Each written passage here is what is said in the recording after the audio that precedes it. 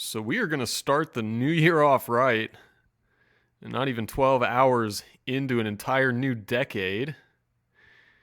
And we're on Craigslist. You know, where else? Where else would you want to be? Okay, so today we're going to set the price from 333 um um I'm gonna go 4,000 flat today, just because I can't decide between 3,333 and 4,444. Chevy Uplander. This is a silly one. $1,100. This van is Uber ready, Lyft ready, soccer mom ready, current emissions, everything works. Van runs great, is very dependable, even with the highway miles that it has. This van has been around the world and back. Literally, this van has been with my family for 10 years, and we used to go cross country back and forth 6 times and 7 times a year. It's literally never stopped running since we had it. Everything has been fixed or replaced twice. At 196,000, the transmission was replaced. At 254,000 miles, the engine was replaced. At 391,000 miles, transmission was replaced again. 417,000 miles. 478,000 miles? What in the heck, dude? Oh my god. Whew. Okay, so 400, that's nearly 500,000 miles. Like, on the super dependable cars, like a Toyota pickup, or, like you put two engines in transmissions? Okay, but hold on. Like, a super reliable car, like an LS400 or a Toyota pickup, like, occasionally you'll see those with 478 on them. This van, like, there is nothing reliable about this. There is nothing like well engineered or durable about this. This van is the exact opposite of anything having to do with long lasting. Okay? And you can see, like, the front end was replaced. Like, the whole front end of the van was replaced, and they didn't even bother to paint the thing. Like, they didn't even bother to replace the body colored front plastic piece with like a I mean, they didn't even bother to paint it back. They just put some black shit on there. Didn't even like bother to replace the Chevy badge. Like, we're gonna put so many miles on this at this point. You know, front ends are basically disposable. And oh my god, I mean, just like, I am really in awe. Like, I would not be shocked if this was just about the only one of these vans with 478,000 miles. Holy smokes, dude. Two engines, two trannies. God damn. Where are the shit bags? Let me rephrase that. Where are the stupid shit bags? 2007 Saturn XR. Flawless. It is like a diamond. In Conyers. Yeah, and I know this guy. I've seen his shit before, and because I recognize the stupid little lake with the fountain. You just hear it in my voice, like, fuck this guy. Mercury Mountaineer, $3,300, and this vehicle's had only one original owner. Well, yeah, I mean, technically they all only have one original owner, right? I mean, that's you can basically make that statement about any car. And it doesn't have a license plate. I mean, I can look, dude. I can tell you don't. This is not. I can tell you're not the original owner. So annoying. 2001 Immaculate, one owner, another one owner that's not a one owner. Because I mean, and I can just tell. Okay, I'm not, and I don't need to explain to anybody. But this guy didn't buy this car. Okay, I can tell, and I hate it when they do that. 98 Volkswagen Jetta GL Alpine 5-speed, well maintained by one owner for the last 15 years. See, that's like a statement you can kind of halfway verify. Like, somebody at some point owned this car for 15 years straight. Like, that's probably verifiable and generally speaking a good sign. I have a second car. I can no longer afford to register and insurance my two cars since my wife lost her job. Wait a minute. That's a hold on. That is a used vehicle dealer license plate. So you're in the by owner section. And you came armed with a sob story about your wife losing her job. And I'm just curious why you have a Georgia used vehicle dealer license plate. Because that would be an interesting addition to your story. Because the things that you have told me so far do not align with that message. Let's see, $1,200 down, $75 a week for 17 weeks. That's interesting. $75 a week. Let's do the math on that. A month's about 4 weeks, right? $300 a month for 17 weeks. I mean, that's not that many weeks. I mean, people nowadays are talking about 84 months. 84 fucking months is a lot more weeks than 17 weeks. I'll give them that. Another Chevy Uplander, and I guarantee this one does not have 478,000 miles. So, and as a matter of fact, it doesn't have any miles on it, apparently. It has hyphen miles on it. And it's white. Interior is not bad. A few small stains on the carpet, no rips in the seats. Left arm of the driver's seat is ripped. That's all. Has DVD player that works. Oh my god, I care. Has a minor dent on the backside. Both doors electronically open. Just press the button.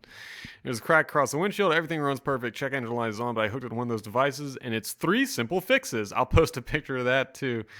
Yeah, I'm sorry for swearing. I really do hate it when people say, "Oh, I plugged the scan tool in and I found out that the check engine light is one of these 3 simple things." Like, it's not.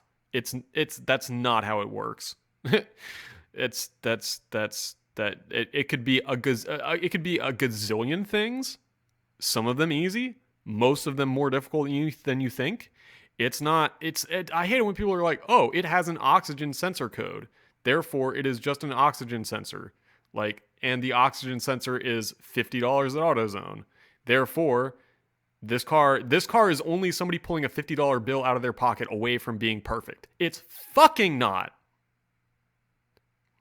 It might be just the sensor. It might be something causing the sensor to trip. You don't know. You don't have a clue. And also, $50 at AutoZone is not the same as installed, okay? So yeah, I fucking hate it when people say that. You can tell me what the code is, and I can come to my own conclusions, but don't tell me it's just this one simple fix. Nobody knows what it is until it's fixed. I've driven it for over a year, not one problem. I mean, and that's valid. I mean, that's cool. I mean, that might be true. I mean, I'm sure that's true. Like, that's a valid data point, but don't tell me what it needs to fix it, because until it's fixed, you don't know what it needs to fix it.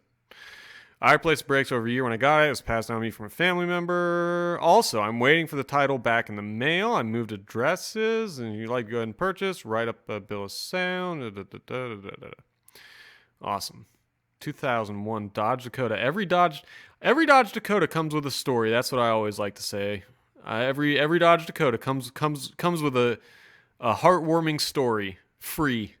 2001 Dodge Dakota slut truck with 147,000. What a Freudian name. Chrysler is the worst about the Freudian trim names with the SLT and the SXT. Like, come on, guys, you could have picked any 3 letters in the alphabet, because everybody knows the letters that you use to make a trim name mean literally nothing, and you went with slut and sext. Like, that's very Freudian. 147.5 miles, 6-cylinder, 2-wheel drive automatic. Interior is in excellent condition, and exterior is in fair condition. Rusted wheel wells, well maintained with new stuff, including normal upgrades. Oh yes, the normal upgrades. Well, I don't want any of those kinky upgrades. Issues with the vehicle: driver's side window broken, cruise control not working, trans slips from first to second when not in overdrive. Trans slips from first to second when not in overdrive. Okay. Yeah. Yeah. You should have led with cruise control not working, or finished with it. You got 3 issues here, and you took the least impactful I just said impactful. Does that mean I'm going places in life?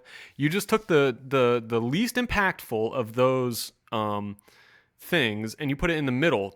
Like the ones that you want people to see when you have three things, you put it at the beginning or the end. Like that's just basic stuff and things. And now with the Dodge, again, more Dodge, because Dodge is a name. It's 5 letters in a row that you have heard before. And just take a look at this. Yeah, Dodge. It's 5 letters in a row. And then you got the 2004 Volkswagen Jetta. Let's see what this is. Let's see. The wife, the girlfriend of the trailer, the double wide. $1,100. I'm about to clean it, and we'll take more pictures. First come, first serve. We'll accept the trade plus cash. First come, first serve. You better be at the front of the line for this one. Better be at the front of the line for that one. And the 04 Chevy Malibu. One owner, excellent condition, runs great. Power windows, power doors, very clean, all-season tires. Beautiful and well-maintained. Beautiful. Like, I mean, look, I understand you're selling, right? You're trying to, it's a little bit of showmanship, a little bit of exaggeration here and there, you know, and I get that, but, you know, beautiful. There are things that not even Donald Trump would say about this car, and I think that beautiful is honestly one of those things. Like I've heard Donald Trump say a lot of terrible shit is beautiful, and I don't even think that Donald Trump would call that fucking Chevy Malibu beautiful. But I digress. This is a diesel Mercedes, and it's only $1,500. There you go. There you go, folks. This is why I don't look at the Craigslist in the city where I live. I look in the Craigslist in the city where I don't live, because if I still lived in Atlanta and I saw this, I would probably be tempted to. My God, if I still looked at Craigslist, there'd probably be like a new car in my driveway every single day. You know, at the end of every year, there would be 365 more cars in my driveway. I truly believe that. We already saw this. It's got 478,000 miles on an Uplander. It should be in the Smithsonian. And the Ford conversion van of 1995 with the teal interior, man. You didn't even need to tell me 1995, dude. You did not even need to say it. That color alone tells me I can figure out the year close enough.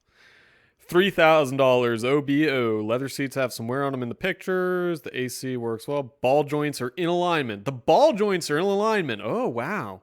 Is that like an astrological thing? Like the ball joints are in alignment with Saturn and Jupiter, and you know, if I'm a fucking Aquarius, man, it's gonna like all come together. And if I buy this 1995 conversion van, I'm gonna meet the love of my life and win the lottery and get my dream job. Oh wow!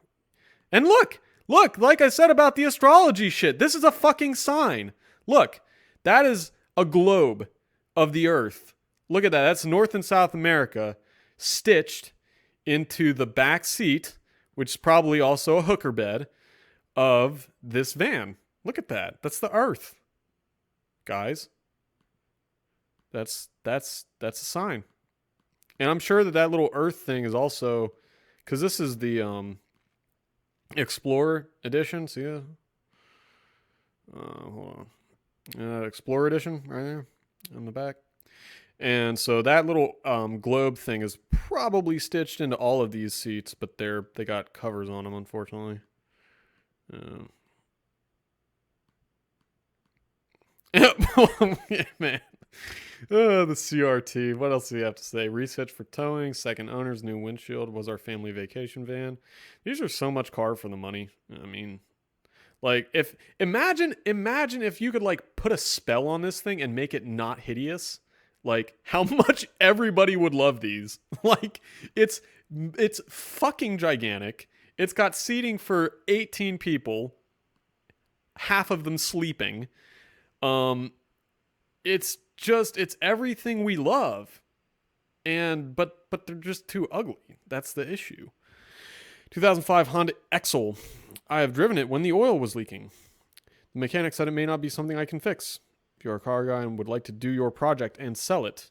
If you are a car guy and would like to do your project and sell it. Yeah.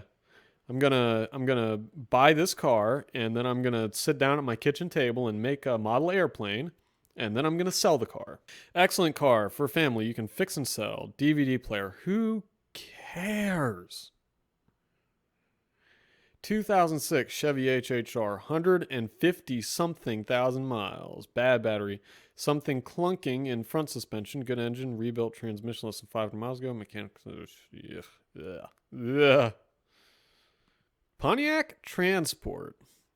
Please read the entire ad. This one's got a story to tell, doesn't it? I had someone to rebuild the motor, and he died before he could... I shouldn't laugh, shit.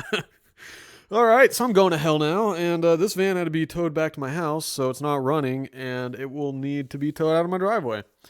Body for the van is in good condition. It has cloth seats. Van has sat for a while, so I believe someone knows what they're doing. Car run with no issues. This guy was sick, and I didn't know that at the time. I don't know a person good to complete it. So the guy got apparently halfway through the engine rebuild and croaked. Had something happen like similar to that once. The guy didn't die, but got sick halfway through rebuilding a rear differential for me. It was rear axle. And God, what a train wreck that was. That was the biggest pain in the ass. And this one's with the sliding door on only one side, by the way. 1997 for these vans, the General Motors vans, that was an option. You could get them with sliding door on both sides, but that's the cheapskate model.